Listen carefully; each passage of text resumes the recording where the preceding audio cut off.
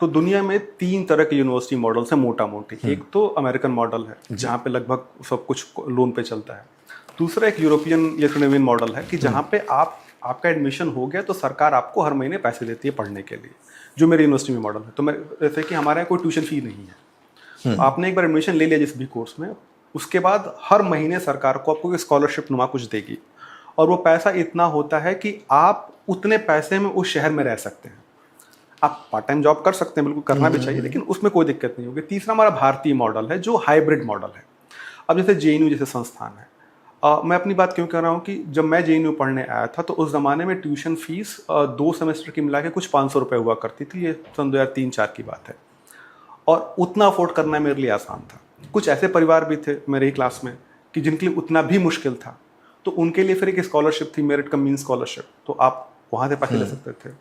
तो मुझे लगता है कि भारत जैसे देश में, जबकि हमें अभी नॉलेज कैपिटल बनना है जी, हम अभी बने नहीं हैं, उस रास्ते पे ज़रूर हैं, बने नहीं हैं।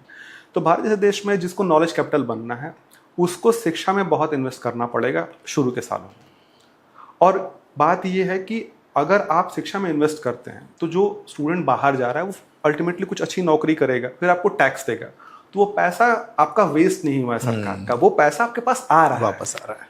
तो मुझे लगता है, जो आप बात करते हैं रिसर्च वाली, मुझे लगता है कि आज की तारीख में भारतीय विश्वविद्यालयों के पास और सरकारी विश्वविद्यालयों के पास और सरकार के पास ठीक ठाक पैसा रिसर्च के लिए, और ऐसा नहीं कि मिल नहीं रहा है पैसा। मुझे लगता है कि थोड़ा हमें जो है हमें अपने मुझे पर्सनली मुझे भारतीय मॉडल पसंद है ज़्यादा। कुछ कमियां हैं, उसको थोड़ा ठीक करने की ज़रूरत है, बट एज ए मॉडल मुझे बहुत पसंद है।